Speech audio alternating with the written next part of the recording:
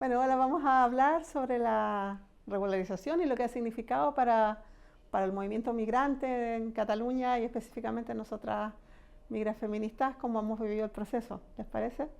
Y no sé, para, por ejemplo, contar un poco la experiencia de Mujeres Pa'lante, nosotras hemos estado desde el comienzo, desde el 2020, recogiendo firmas, cuando partió la campaña de regularización, y ha sido como un continuo porque para nosotras es fundamental defender los derechos de las personas y esto implica obviamente la regularización. O sea que hemos estado siguiendo la pista de todo este proceso hasta que este año finalmente se firma, sale en el BOE y nos ponemos entonces ya a ejecutar lo que significa el trámite, ¿no? El hacer los certificados de vulnerabilidad, el hacer la asesoría a la gente y poder acompañar.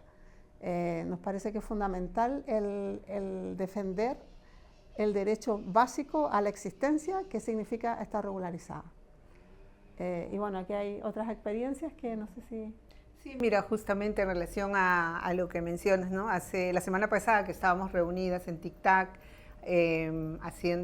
revisando documentos, estábamos con Maritza y pensábamos, primero en estos últimos 10 años de qué ha pasado, cómo se ha dado todo este proceso, y por ejemplo sembrar cuando en el momento en el 2020, ¿no? En pleno confinamiento, cuando emerge toda esta iniciativa, no existía como colectiva, igual que varias colectivas que no estaban, ¿no? Y sin embargo sí que al 2021 o 21 sí que comienza la recogida de firmas, nosotras también fuimos un punto de recogida, estuvimos también en todas las actividades, como ha ido, nos hemos encontrado recogiendo las firmas en todos los eventos que eran posibles, ¿no? Y después ya, bueno, no hemos tenido una participación muy activa en todo este proceso, hemos seguido a las compañeras, sí que cuando había que hacer campaña, ¿no? Por compañeras, va a haber una comparecencia, necesitamos un vídeo, todo, entonces sí que hemos estado ahí acompañando, pero en este último tramo, porque también paralelamente la asociación ha estado haciendo su proceso de acompañamiento a las mujeres, ¿no? A las compañeras migradas. Y cuando ya la noticia de que va a ser posible la regularización, o sea, no nos podíamos creer que fuera posible. O sea, y fue también en ese momento histórico para nosotras el saber que es posible, ¿no? Y que ahora, pues, ¿qué nos corresponde hacer a nosotras, ¿no? Ayer era cómo nos vamos a implicar en este proceso, dentro de lo que estamos haciendo, y aquí ha sido como poner todos nuestros esfuerzos también en el camino, en este camino de la asociación. Ya teníamos una abogada y era que era una necesidad para nosotras, ahora tenemos dos abogadas que son las que también como estamos haciendo todo un proceso colectivo para acompañar a las mujeres, a sus familias, también a algunos compañeros para regularizar y como tú decías, ¿no? Esa línea que marca de la no existencia a la existencia, ¿no? A tener un NIE, a tener un número. A mí me recuerda, por ejemplo, mi propio proceso cuando me regularicé en el 2005, esos 3 años que estuve sin documentación, y cuando tuve el NIE era como existo en este país, ¿no? O sea, y lo vivimos con las personas que están en ese proceso, ¿no? Eso. Sí, sí, sí. Bueno, nosotras, bueno, yo hablo como un poco desde la red jurídica antirracista de TikTok y también fue, ¿no? Como un espacio que ya venía desde hace tiempo haciendo acompañamiento jurídico y también un poco viendo las estrategias, las formas que la gente se pueda regularizar. Y me acuerdo, ¿no? Cuando ya salió la noticia, como la experiencia cambia vitalmente, o sea, radicalmente, ¿no? De decirle constantemente a las personas, no tienes que esperar, no tienes posibilidades, tienes que esperar un montón de cosas a que exista esta ventana así pequeña de que por un par de meses va a haber otra posibilidad, otra narrativa, ¿no?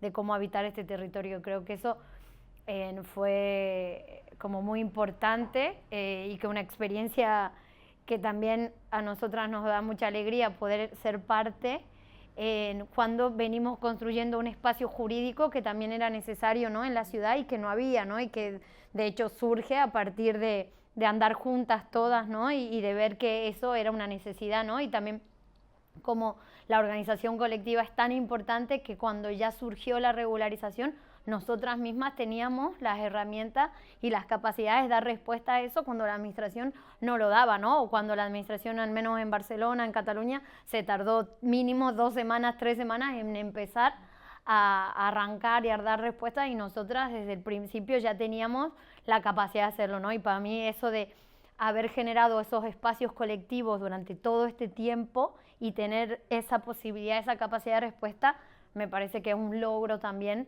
del movimiento antirracista inmigrante que generamos las condiciones para que eso pase, ¿no? Y con un trabajo que no es muchas veces muy visible, porque el trabajo es estar nosotros en las asesorías todos los martes ahí acompañando, yendo, y que no es súper desde una política desde arriba, ¿no? Pero que sí es un acompañamiento para las personas que ya estaban y también para todas las personas que acaban de llegar y las que van a venir, ¿no? Yo creo que eso la organización colectiva lo ha permitido, ¿no? O sea, que sin eso no... sin las personas que estaban en la calle juntando firmas, sin las personas que han estado negociando políticamente, y también todo el resto que ha estado ahí acompañando y logrando firma a firma, ¿no? También que este debate sea un debate político y sea un debate público, que sea un debate que entre en el Congreso, ¿no? Porque siempre se habla de la migración de manera como vinculada con la delincuencia, con un montón de cosas, nunca con los derechos, ¿no? No, para mí ha sido clave, como tú dices, el poder trabajar colectivamente. Creo que la fuerza de lo colectivo hoy día de la importancia que ha tenido esta juntanza colectiva, esta fuerza colectiva de ponernos de acuerdo, de compartir materiales, de coordinarnos entre las distintas entidades migrantes, porque claramente sabíamos y sabemos y estamos convencidas de que migrar es un derecho y que ninguna persona puede ser ilegal, con lo cual es una reivindicación política el poder tener este NIE, esta identificación, esta posibilidad de transitar siendo persona, porque si no se tiene esta regularización, eres una nadie, eres una no persona, eres una persona que transita totalmente en la sombra, sin ninguno de los derechos. Entonces, el dar la posibilidad temporal por un año, porque también esto se viene luego, de poder ejercer como persona tranquilamente en este territorio buscando trabajo, que va a ser una de las grandes cosas que va a ocurrir, es fundamental, y creo que hemos estado muy coordinadas. Eso también ha sido muy agradable, ¿no? Poder trabajar conjuntamente, poder seguir tejiendo las redes que siempre tejemos, porque venían estas alianzas desde antes, desde que hemos empezado. O sea, creo que todas nosotras hemos estado desde nuestras diferentes instancias y organizaciones siempre luchando por los derechos de las mujeres migrantes, de las personas migrantes. Y entonces esto ha sido como un espacio de éxito, en el sentido que por fin se puede regularizar gente, pero que es un continuo, que sabemos que también va a continuar, que no es este momento puntual, que sí, que es importante porque permite abrir esta ventana de oportunidades, pero que también implica este acompañamiento y esta defensa de los derechos de las personas que nos mantiene siempre alertas en esta Europa Fortaleza, que cada vez va cercenando más los derechos de las personas, más allá de las condiciones, ¿no? Entonces a mí me da mucha alegría, creo que tengo la sensación, y todo el equipo de la entidad, de mucha satisfacción de haber podido lograr lo que estamos logrando, que todavía nos queda un tiempito más, pero claramente hemos estado mucho más a la altura de las circunstancias que las administraciones, eso sin duda. Eso sin duda, las administraciones se pusieron a trabajar con 1 semana, 2 semanas de retraso, y siendo muy restrictivos también, y nosotras pudimos acompañar a personas que venían de pueblos aislados, que no estaban los ayuntamientos respondiendo, de lugares más sin acceso, ¿no? Que no eran Barcelona o Hospitalet, sino que eran pueblecitos de los alrededores. Venía gente de muy lejos aquí a pedir asesorías, y te dabas cuenta cómo también la información corría rápido, porque la gente, yo les preguntaba cómo supieron que estamos aquí, y hay como unos canales de información muy hermosos que se van generando de alguien que vino, que dijo que aquí lo podían hacer, y se va transmitiendo a otras personas. Creo que como experiencia es un hito histórico para nosotras, ¿no? El haber estado y seguir estando en esta lucha.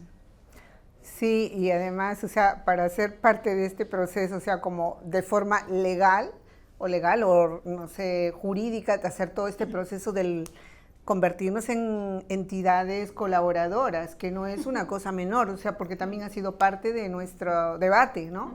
O sea, vamos a ser parte, ¿no? O sea, en el sentido de trabajar ad honorem para extranjería, pero era para nosotros cuál es la estrategia, o sea, no hay otra posibilidad, ¿no?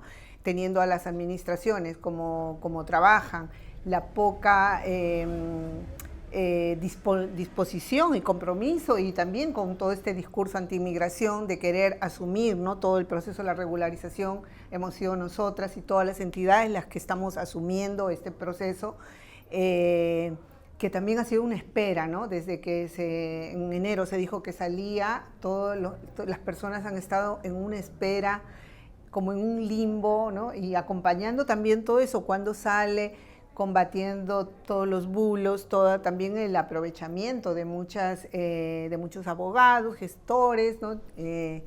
Y en ese proceso, ¿no? También cómo nosotras nos organizamos para hacer estos, empezando con los certificados, los asesoramientos, y cuando la gente llega y le entregas un certificado inmediatamente, o sin cola, con poca cola, luego, después de que ya como que se fue todo regularizando, ¿no?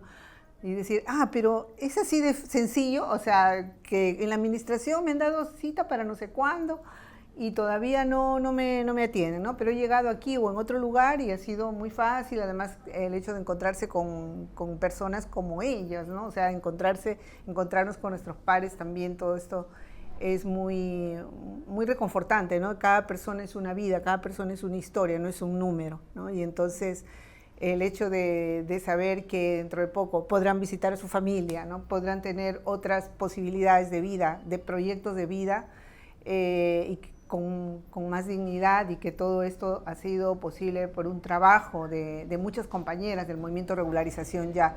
Nosotras, cada vez que viene una persona a acompañarla individualmente o de forma grupal, mientras esperan para hacerle el certificado o atender, empezamos presentándonos quiénes somos y gracias a qué ha sido posible, gracias a quiénes ha sido posible, ¿no? O sea, es lo primero que hacemos.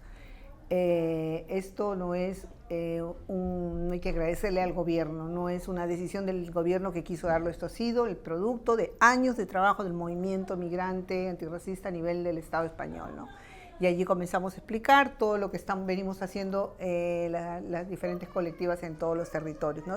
Y consideramos importante, también necesario, de que las personas puedan situar y entender de dónde viene, ¿no? Porque hay una memoria larga en todo este proceso, ¿no? No ha aparecido de la noche a la mañana. También cómo se ha tejido a nivel estatal toda esta red, ¿no? Esto ha sido en los últimos años muy importante, fundamental para todo este proceso en el que estamos, ¿no?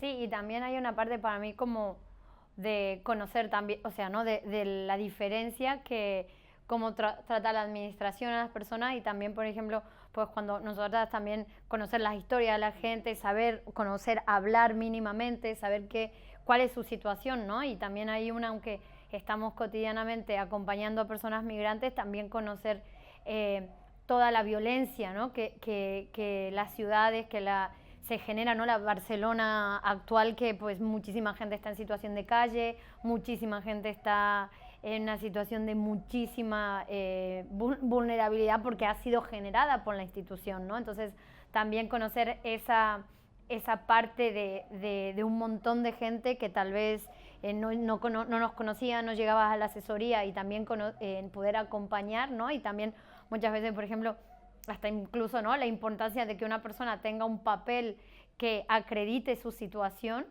que era lo paradójico, ¿no? Cuando se hablaba de, bueno, el certificado de la vulnerabilidad, pero si tú has generado una situación de vulnerabilidad en que las personas no pueden tener ni siquiera un papel que acredite esa vulnerabilidad, ¿no? Y lo importante que era eso. Y también otra cosa que para mí es y que desde la red lo venimos haciendo también, y es como una idea de decir, bueno, que también nosotras podamos conocer nuestros derechos, y también todo lo relacionado con los papeles, ¿no? Es decir, como que muchas veces llegar al territorio te quita te dicen que no tienes derecho, que no sabes, que no conoces, que no puedes hacer, ¿no? Entonces siempre como una persona, ¿no?, que de aquí, que ha nacido aquí, pierde su DNI y no tiene que hacer un juicio para recuperar su DNI, está súper normalizado que una persona con cualquier trámite de extranjería tiene que pedir un abogado, ¿no? Y también eso para nosotros es importante decir, no, colectivizar los saberes, ¿no? Decir, bueno, pues yo estudié Derecho y cómo, o yo, la de las redes o las que sea, y cómo vamos transmitiendo esa información para que todo el mundo sepa y también para que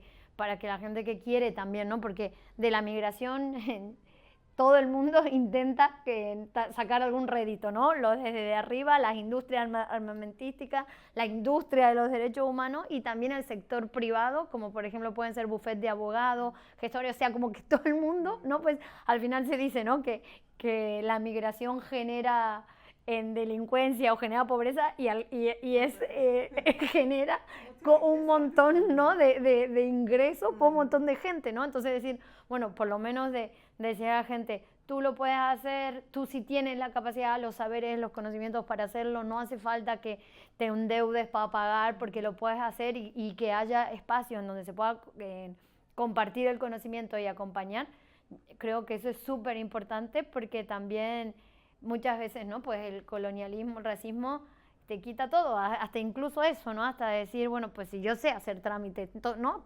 Porque, y creo que también estos espacios que generamos tienen esa fuerza, ¿no? De decir, bueno, pues colectivizamos lo que sabemos y también transmitirle a la gente que viene que esto es un proceso colectivo, ¿no? Que es un proceso colectivo y que ahora también cuando ellas estén en otra situación, también eso se tiene que seguir retroalimentando, ¿no? O sea, decir, bueno, pues aquí hubo un tejido comunitario migrante que apoyó y también tú, cuando estés en otra situación, también apoyar y no ser de la migrante que le cobra el padrón a sus compatriotas, ¿no? Decir, bueno, pues a ti ha habido esa respuesta colectiva y también hay esa responsabilidad política de no votar a partidos que son de derecha o no aprovecharte del que acaba de llegar o lo que sea. O sea, el sentido político de lo que se está haciendo en un contexto que cada vez hay más violencia y que cada vez es más hostil, ¿no? Yo en ese sentido quisiera como recalcar que todo esto ha sido posible, evidentemente, gracias a los colectivos organizados y también a la gran cantidad de personas que se han sumado como voluntarias. Quisiera rescatar que ha sido muy bonito el poder recibir a muchas personas que se acercan a decir cómo puedo ayudar, esto me parece muy importante, esto políticamente me representa, cómo ayudo. Aquí en la entidad hemos tenido, no sé, tenemos 2 grupos de 50 personas cada grupo de personas colaboradoras que vienen y aportan 2 horas, 3 horas, lo que sea, pero aportan también a que este tejido de solidaridad, porque en el fondo es ser solidaria a las personas que tenemos el privilegio de tener los papeles en regla, por así decirlo, con toda la gran cantidad de personas que no lo tienen. Y como tú bien dices, a esas personas que están en situación administrativa irregular, pues decirles que no por eso valen menos y no por eso no son capaces de hacer las cosas, sino que tienen aquí distintos espacios de apoyo y que sí que son capaces y que sí que no tienen que dejarse engañar, porque también ha habido mucha estafa, como tú dices. Y ha sido impresionante la cantidad de trámites que desde gestoría les dicen que no se pueden hacer. Especialmente a mí me preocupa mucho la situación de las familias con niños y niñas, en que las gestorías decían que tenían que hacerlo individualmente y que después ya se vería a los niños, y esto los deja fuera. Y entonces para nosotros era muy importante insistir en que la regularización, una de las vías era la familia y que no se podía dejar los niños fuera. Creo que hay muchas cosas que hemos ido aprendiendo que de alguna manera nos ponen un papel de tener que decirle a la gente que está tramitando y cobrando, oye, léete el BOE primero porque no tienes idea de cómo va esta ley. O sea, me ha pasado. Sí, la misma administración también. O sea, no eran solo actores privados, sino la administración, o por ejemplo Correos las primeras semanas que también no dejaban a la gente presentar trámites si no tenían la tasa, cuando la tasa era imposible tenerla si no tenían el NIE. O sea, no solo el sector privado, ¿no?, sino también el público, que también eso es lo grave, ¿no? Bueno, los dos son graves, pero... No, claro, claramente hubo mucha falta de previsión de cómo iba a ser. O sea, habría estado mucho mejor todo si hubiese habido directrices claras desde el comienzo y una planificación mejor y una mayor información cuando tocaba, porque la información se fue dando bastante con cuentagotas y nos fuimos adaptando y nos salían estas 100 preguntas de cómo es la regularización en la mitad del proceso, cuando en realidad estas cosas se podían haber clarificado desde el comienzo. Yo creo que sin duda eso sí. Pero también nos preguntabas qué significaba en términos personales y de desgaste este proceso. Creo que nos ha pasado por el cuerpo, o sea, han sido cantidad de horas impresionantes de trabajo que solo han sido posibles por esto que yo digo, de estas redes de apoyo que se han ampliado, porque no somos solamente las organizaciones migrantes, sino que es mucha gente que tal vez no estaba organizada y que con esto se ha unido y se ha organizado y está activando unos espacios de dar información, de recibir información, de poder ser agente de dar todos los datos correctos, porque ha habido muchas personas que estaban muy alejadas de la posibilidad de informarse y corría muchos bulos y había mucha información en redes sociales que no era correcta, y todo eso hemos tenido que irlo revirtiendo en el día a día. Pero creo que a pesar del desgaste, que es evidente, hay mucha alegría y mucha satisfacción. Yo quería resaltar algo que tú has mencionado en relación a algunos colectivos y que tienen que ver con lo que las compañeras de regularización ya dicen, ¿no? Que nadie se quede fuera, que no sea posible regularizarse. Y aquí hay una realidad también, porque la población migrante ni es homogénea, ¿no? Y hay colectivos que están en una situación, un punto de partida muy distinto que, por ejemplo, ¿no? Los colectivos latinoamericanos no tenemos muchas dificultades en relación a tener que traducir documentación, penales, etcétera, que son más subsanables que personas de otros colectivos y que viven en la calle, ¿no? Entonces, cuando te encuentras con muchas personas que temes de que no puedan acceder, ¿no? Cuando te encuentras con personas que no tienen un padrón, que ponen una dirección, por ejemplo, ¿no? Como Plaza Cataluña, como su dirección, y pensar que si no tienes el padrón, o cómo vas a acreditar tu permanencia también si estás en una situación de extrema vulnerabilidad, ¿no? Entonces, o el tema del idioma, de personas de Argelia, ¿no? Que tienen dificultades con los antecedentes penales. Entonces, también es cómo hacer. Nosotras, por ejemplo, como asociación, que nuestro colectivo o a quienes vamos a regularizar, sí, son mujeres, sus unidades familiares, pero también a aquellos colectivos de otros países que no puedan, independientemente de que sean mujeres o hombres, ¿no? O personas no binarias, lo vamos a hacer porque están en una situación más difícil, ¿no? Entonces, porque nos estamos encontrando, a veces algunas personas creen que con tener el certificado de vulnerabilidad, con eso ya tienen suficiente para tramitar, ¿no? Entonces nos vamos encontrando con ese tipo de situaciones, que es necesario la información, también la traducción, como también otras compañeras, ¿no? Todo este tejido colectivo también de las personas que hablan distintos idiomas, es cómo yo puedo apoyar, ¿no? Es muy, muy hermoso llamar por teléfono a alguien, pues no sé cómo no me puedo comunicar, entonces le pasamos a la compañera, ¿no? O también cuando no está la abogada presente, tenemos a alguien, ¿no? Pero mira, y que te explique en ese momento, decirle a la persona, o sea, todo esto es como muy maravilloso, todo lo que se está generando, y lo que tú decías, Bea, ¿no? Las compañeras que están participando, también hay muchas mujeres inmigrantes en situación irregular que están siendo parte del proceso de regular. Nosotros, por ejemplo, a una compañera que el sábado pasado estaba subiendo el expediente, ¿no? A través del certificado digital de las que estamos habilitadas, y le decíamos, te estás regularizando y a la vez estás en el proceso de regularizar a alguien. Entonces estábamos llorando, ¿no? De forma colectiva, pensando todo, entre quienes revisan, quienes ayudan a llenar también a mano los LX32, el designación de representante, y luego es como una cadena, ¿no? Como si fuera una cadena colectiva, ingresar, y ahora cuando están, por lo visto, están asignando los números de expedientes rápidamente, ¿no? Lo presentamos el sábado y el martes ya tenían número de expediente y parece que al inicio no era así. Entonces también todo, cómo estamos viviendo todo este proceso, ¿no? Y luego viene la otra parte, la que tú decías, ¿no? De aquí a menos de un año, o sea, también de cara a la renovación de esas tarjetas, ¿no? Que ya es otra parte del proceso, ¿no?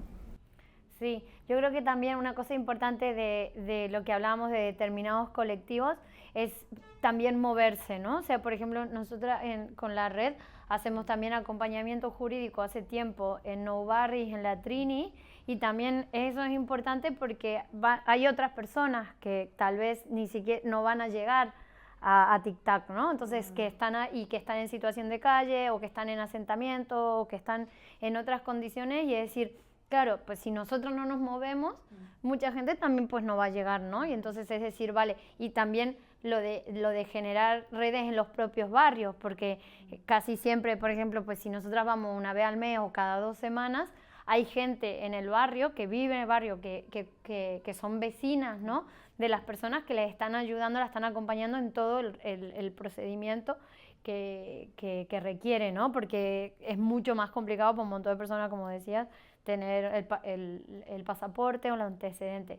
Y también una cuestión de los antecedentes penales, ¿no? Es decir, bueno, pues esta arbitrariedad, ¿no? Que se pone que, bueno, pues tú tienes que ser una buena ciudadana, un buen ciudadano para poder estar aquí, cuando la misma situación de irregularidad, el mismo racismo estructural son los que generan sujetos criminalizables y son los que exponen a muchas más personas a estar con antecedentes penales o con algún tipo de imputación de delitos, ¿no? O sea, como decir, el propio sistema genera o criminaliza determinados cuerpos y también después castiga de manera doble, ¿no? Impidiéndoles la regularización, ¿no? Porque si una persona de aquí comete un delito, pues no va a ser privada de sus derechos básicos, ¿no? Entonces, también eso es decir, no solo con los orígenes de las personas, sino también con los requisitos, ¿no? O por ejemplo, lo que enfrentan muchas mujeres que acompañamos tanto aquí, o bueno, todas que acompañamos de mujeres que están en situación de violencia, que también se utilizan a los hijos y a las hijas, ¿no? Como parte de esa violencia, ¿no? Para no dar la autorización para que puedan presentar los papeles, los padres, o las dificultades que se suman, ¿no? A también toda una cuestión ya de precariedad, ¿no? Y todo el trámite y la burocracia que requiere hacer eso, ¿no? Y yo también, cuando hablabas de lo emocional, pensaba también y de lo colectivo, que también para aquí por lo menos no hubo las 2 primeras semanas, también había situaciones de tensión, ¿no? De que la gente estaba pues muy tensa, que estaba esperando, que estaba frustrada también, y que se daban situaciones de tensión también en esta situación de ser un espacio que solo atiende mujeres y que también se abra y atienda también a hombres, y todas las dificultades que surgían. Y para mí un aprendizaje muy interesante de eso también fue cómo entre nosotras pensamos estrategias de resolver esas tensiones, esas necesidades, también con otras compañeras, y también sin necesidad pues de recurrir pues a la fuerza de seguridad del Estado, ¿no? O sea, como decir, como nosotras también muchas veces la colonización es tan profunda que nos roba hasta la posibilidad de pensar otras alternativas, ¿no? Y decir, bueno, pues estamos aquí, tenemos un conflicto con 500 personas frustradas afuera, y cómo pensamos alternativas que sean desde nuestras propias comunidades, ¿no? Y a mí eso aquí en Mujeres para Adelante, las 2 primeras semanas me pareció un aprendizaje y una capacidad de reacción. Para mí eso fue súper importante porque, claro, me parecía tremendo tener que llamar a la policía a personas que están en situación administrativa irregulares, como que no me cabía en la cabeza. Y creo que ahí también operó mucho la solidaridad y la capacidad de conseguir, por ejemplo, compañeras que hablaran otros idiomas, que nos pudieran ayudar en la traducción, tratar de explicar la situación, que somos pocas, atendemos hasta donde alcanzamos, no tenemos más opción, pero que vamos a atender a todo el mundo. Si hay que esperarse 2 días, pues se tendrán que esperar 2 días, pero lo vamos a conseguir.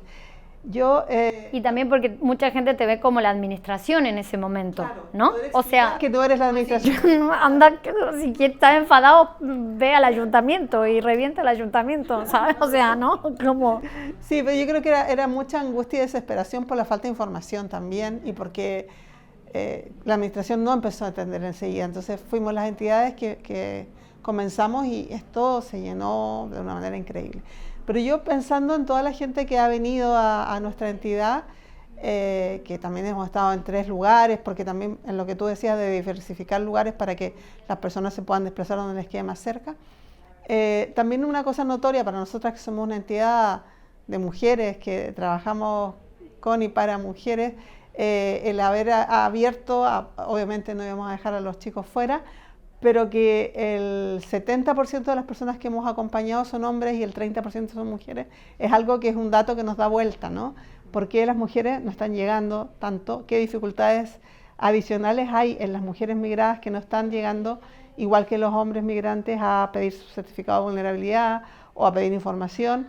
Y tiene que ver con el lugar en la cadena productiva que ocupan, que es en los trabajos de cuidado, muchas de ellas de manera interna.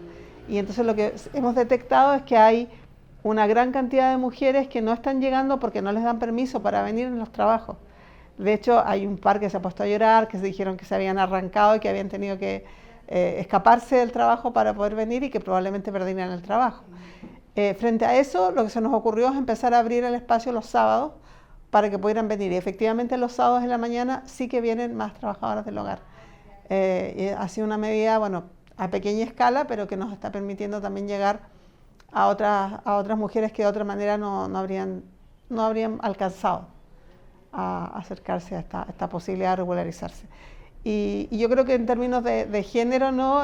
Otra vez más la migración se muestra que también está todo esto inserto en un sistema patriarcal y que a las mujeres nos cuesta más aún el poder lograr estas pequeñas grietas que da el sistema para regularizarnos, porque las mujeres están muchas veces preocupadas de conseguir los papeles para la pareja, para los hijos y como que no se nombran, ¿no? Normalmente cuando viene un chico con la pareja yo les pregunto, pero a ver, ¿y tú también estás regularizada? O sea, ¿necesitas tú también? Porque, no, yo todavía no, que me falta no sé qué, pues animarlas a que sí también hagan el trámite porque esto no va de uno primero y el otro después. Y es lo que ha pasado cuando las parejas tienen poco dinero y que deciden pagarle a un abogado porque no sabían que se podía hacer de otra manera y generalmente optan por regularizar al varón. Y esto nos ha ido pasando varias veces, entonces también es como cómo llegamos a ellas para decirles, uno, que no es necesario pagar y dos, que es súper importante que también lo hagan. Así como con los niños y niñas, ¿no? Que está pasando, que quedan a veces fuera por pura desconocimiento de las personas que deberían saber que son los abogados y gestorías. Eso que, hablando de las familias, tú mencionabas de las madres, también con el tema de el tema de tener autorización de los padres cuando están aquí o en origen, y sobre todo en origen, que es, o sea, todo lo complicado para poder contar con ese documento, ¿no? Y a nosotras la abogada luego nos explicaba cuál era el procedimiento y era como que si no, en el caso que estuviera como no ha habido, como el juez hacía como de padre para poder que la mujer pueda con ese documento hacer el trámite, ¿no? Entonces también cómo hay allí muchas situaciones de chantaje, ¿no? De violencias que ya habían, ¿no? En relación a, nos contaba un día una mujer, era que, bueno, te hago este documento, te firmo, pero ya lo de la pensión de alimentos que quede en nada, ¿no? Todas estas otras violencias que están presentes, y estaba recordándome de algunas que se escaparon y que luego estaban llegando tarde al trabajo y era la señora está enfadada, ¿no? Entonces con miedo, con esos miedos a perder ese trabajo que tienen. Y bueno, hablando del tema de los sábados, que también, ¿no? Que son los horarios, que son las decisiones que hemos ido tomando como colectivas, ¿no? Nosotras, o sea, primero, nos formamos parte del registro colaborador, la decisión. luego veremos, con los certificados no sabíamos nada qué implicaba, ¿no? Entonces, luego ya, certificados de vulnerabilidad, asesoría, lo hace la abogada, y las demás, ¿qué hacemos? O sea, solo revisamos documentación, la abogada presenta con su certificado digital, ¿no? Como abogada, y entonces, claro, pensando en la responsabilidad que era la presentación de los expedientes, ¿no? O sea, no es solo presentar, es todo el seguimiento que hay que hacer, ¿no? Entonces ahí también ha sido otro punto, porque es como asumir esa responsabilidad que no es menor, porque hay que hacer el seguimiento hasta el final. Y al final decidimos que, bueno, lo vamos a hacer, ¿no? Lo vamos a hacer. También allí ha sido cuando la compañera abogada, una de nuestras abogadas que está en espacios como más colectivos y nos explicaba cómo está desarrollando, pues lo hacemos de esta manera. Entonces nos hizo una formación, con la otra compañera abogada también nos hizo como el proceso, ¿no? Como para tener muy claro, todo, visualizar. Y entonces hemos hecho ese ejercicio de forma colectiva. Entonces ahora en los casos que estamos, está el nombre de la persona, más el nombre o sea, el nombre nuestro, más el nombre de la persona y quién está acompañando, y luego quién sube, quién hace el seguimiento, como una manera de que luego no se van a quedar allí abandonados, porque es una responsabilidad nuestra, ¿no? De tener que comunicar cómo va a seguir este procedimiento. Y aquí lo relaciono con los tiempos que nos estamos dando, con también cómo lo estamos viviendo, ¿no? O sea, porque sí, es histórico, es maravilloso, todo lo colectivo, pero también es todo lo que también emocionalmente y físicamente hay un cansancio, porque como tú preguntabas, ¿no? Estamos haciendo las tareas que estamos haciendo, o sea, porque estamos abocadas 30 de junio, ¿no? Entonces, también no podemos dejar de hacer todo lo otro que tenemos, ¿no? Entonces hay una sobrecarga dentro de todo esto, y como decías al inicio, también si hay la sobrecarga, creo que lo estamos viviendo de otra manera, ¿no? Ese cansancio, no sé, no es ese agotamiento o esa pesadez.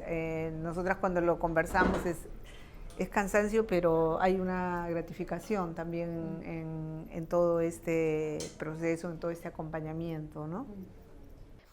Incluso todas las entidades del tercer sector, aunque cobre, pues que es lo que es algo muy, pues que no está para nada relacionado con un técnico o una técnica de la administración, ¿no? Entonces también, es decir, cómo esto en lo económico, también en la materialidad de la vida, también impacta un montón, ¿no? Porque es como, bueno, pues sé que este tiempo lo voy a dedicar a esto, y que implica todo el otro trabajo que nos permite vivir a nosotras también, postergarlo, ¿no? Y en eso yo creo que también hay ahí una apuesta política fuerte que no es en el plano solo lo simbólico, ¿no? Sino también de lo material, la materialidad de la vida, y también lo emocional, ¿no? Dejar un montón de otras cosas de lo que hacemos al día a día para acompañar, pero también creo que todas sabemos que el objetivo es un objetivo muy importante, ¿no? Y que es extraordinario, que yo creo que también eso... Plazo, ¿no? O sea, no hay más, 30 de junio, ¿no? Sí, y que el contexto ahora es un contexto muy difícil, ¿no? Porque entra en vigencia el PEMA, porque, por ejemplo, nosotras que también hacemos acompañamiento en los centros de internamiento de extranjeros, el nivel de violencia que se está desarrollando en esos espacios es, bueno, siempre ha sido violento, pero ahora ya es como bastante explícito, ¿no? Como en ese sentido, y también, ¿no? Pues como esto es un momento extraordinario en un contexto de políticas mucho más restrictivas, ¿no? Y donde, pues eso, ¿no? La regularización se utiliza para para que muchísimas personas tengan papeles, pero también para facilitar la deportación y la persecución hacia otras, ¿no? Y como eso también está generando un montón de trabajo, porque es difícil denunciar, ¿no? Porque el Estado funciona de manera muy bien ocultando o relativizando la violencia que ocurre en los centros de internamiento, que ahora la situación es terrible, ¿no? Doble discurso, porque en el fondo se permite la regularización, pero por otro lado están habiendo vuelos de deportación. Es súper compleja y pone en alerta, ¿no? O sea, Hace poco leíamos que un compañero del B9 lo habían deportado y estaba ya a punto de regularizarse, una persona que tenía redes, inserción y todo. Es muy perverso eso, porque por una parte dices una cosa, pero por otro lado haces la otra.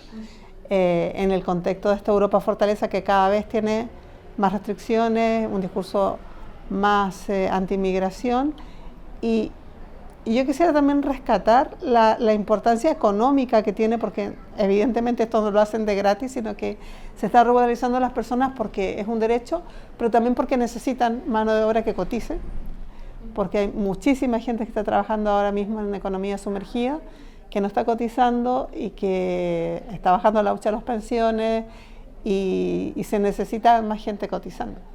Entonces no es una acción de bondad del gobierno, sino que es, por una parte, evidentemente justicia social y también motivos económicos que hacen que todo el aporte que generamos la población migrada revierta también en los dineros que tiene el gobierno.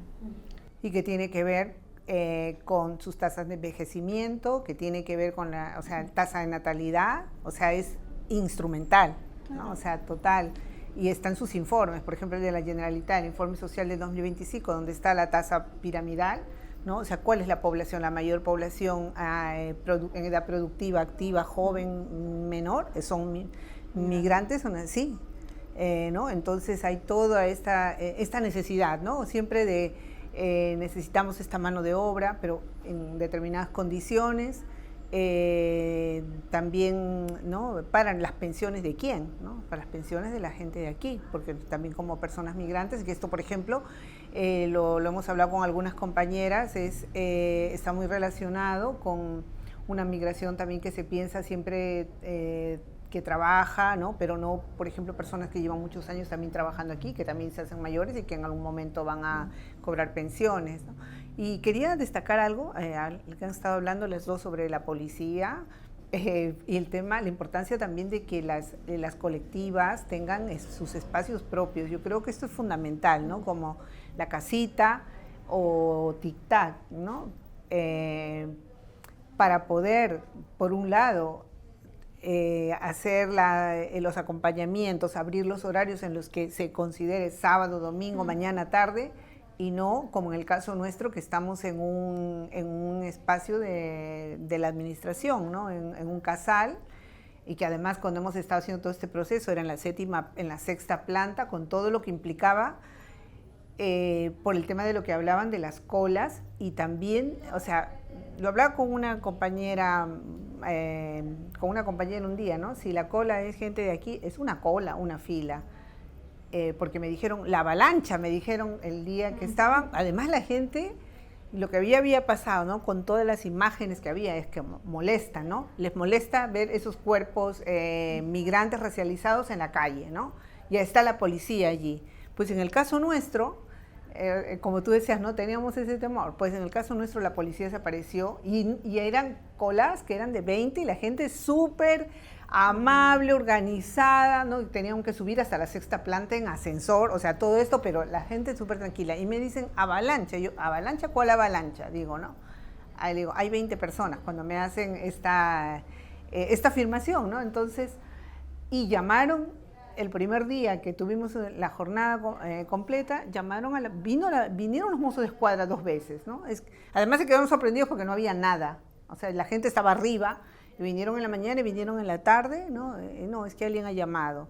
Y en el mismo edificio donde trabajamos, donde trabajan entidades catalanas, estaban fastidiados con nosotras, ¿no? Porque es que están viniendo a tocar, y mis compañeras, y les decían, ¿no? O sea, les molestaban cuando estaban yendo a recoger certificados de vulnerabilidad o a preguntar, ¿no? Entonces, o sea, todo, primero, ¿no? Entidades sociales, ¿no? Que les moleste. ¿Por qué les molesta, ¿no? ¿Por qué les molestan estas personas, estos cuerpos, ¿no? Migrantes racializados, a las colas, ¿no? O sea, como decía, ¿no? La diferencia, ¿quién está allí haciendo esa cola y para qué está haciendo, ¿no?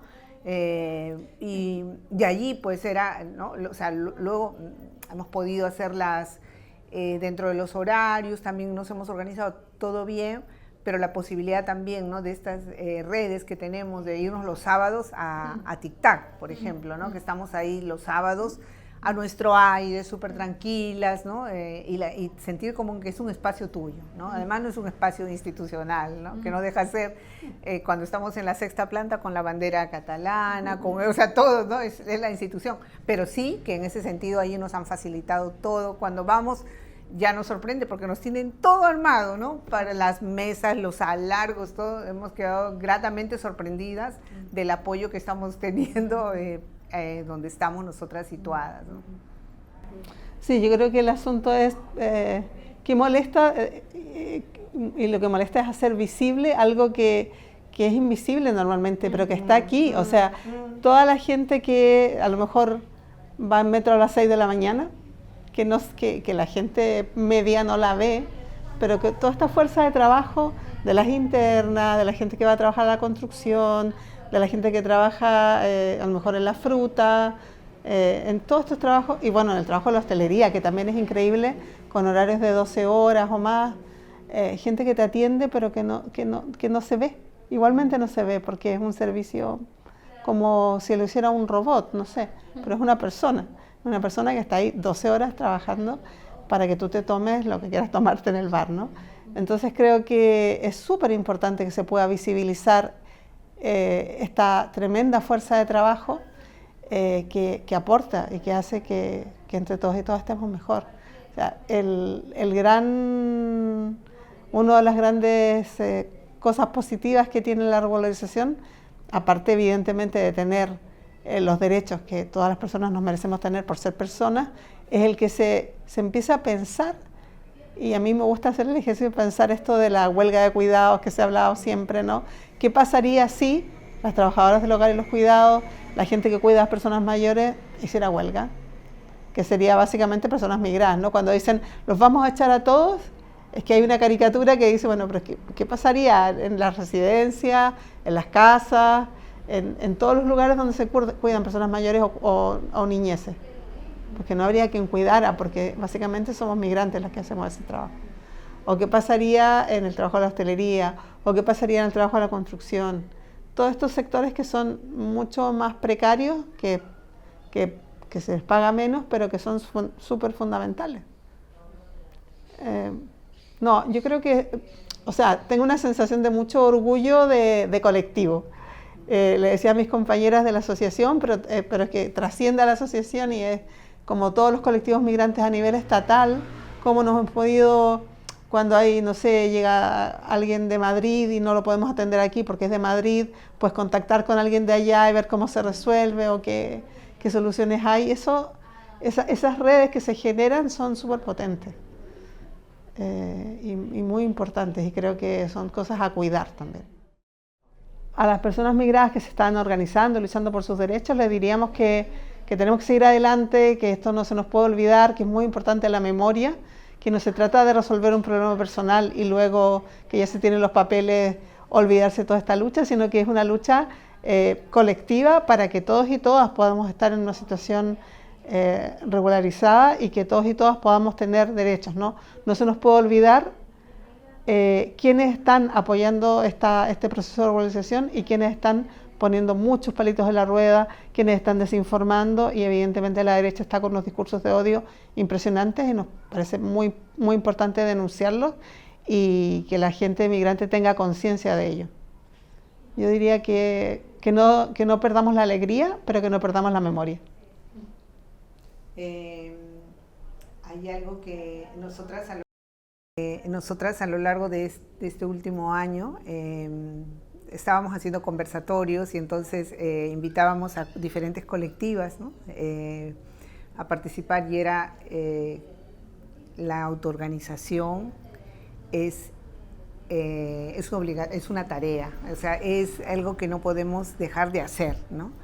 Se hace indispensable, se hace imprescindible, y todo este proceso de regularización forma parte de esta construcción, ¿no? Política también, de cómo nos hemos posicionado como sujeto político, ¿no? Colectivo, los colectivos migrantes. Y yo creo que es importante y necesaria también que las personas ahora con con este proceso, ¿no? Lo que veníamos diciendo, se reconozcan como sujetos de derechos, ¿no? Independientemente de su situación administrativa. Y que aquí, en este país, muchas veces es como, tengo que aceptar porque no tengo papeles, porque no soy de aquí. No, también es importante la memoria, ¿no? La memoria histórica de dónde venimos, porque las migraciones pueden ser individuales, pero responden a condicionantes políticos, históricos, y también estas vinculaciones y articulaciones con los gobiernos, ¿no? con los estados de nuestros países y los países donde vivimos. Y eso es muy importante para poder entender y situar cómo estamos y por qué estamos aquí, y para qué estamos aquí también, ¿no? Sí, sí, yo creo que, bueno, un poco lo que dijeron, ¿no? Que organizarse tiene sentido, o sea, como que la organización, que aunque cotidianamente, ¿no? Vemos noticias nefastas, vivimos en un contexto de un genocidio, ¿no? Al pueblo palestino, pues, y que cotidianamente lo que sentimos es tan adverso, también pensar que la organización da fuerza, da resultado, y que lo imposible, pues si nos juntamos y lo hacemos juntas, puede ser posible, ¿no? Y en un contexto de una Europa fascista y donde el sujeto, las comunidades migrantes son el principal objetivo, lograr colectivamente no solo que sea posible la regularización, sino también que nosotras mismas cotidianamente lo estemos ejecutando, lo estemos haciendo todas juntas, aunque podamos tener diferentes posiciones, ideas en distintas cosas. Yo creo que eso, que la fuerza de lo colectivo, y que organizarse es una forma de vivir, de luchar, y que da fruto, ¿no? Y si no lo vemos nosotras, seguramente para más adelante y para el resto también, ¿no? O sea, como que sí, que es una forma de vida al final, ¿no? Y que esta es una y vendrán otras y estaremos juntas, así que sí, que juntas somos más fuertes. Y seguimos. Claro que sí.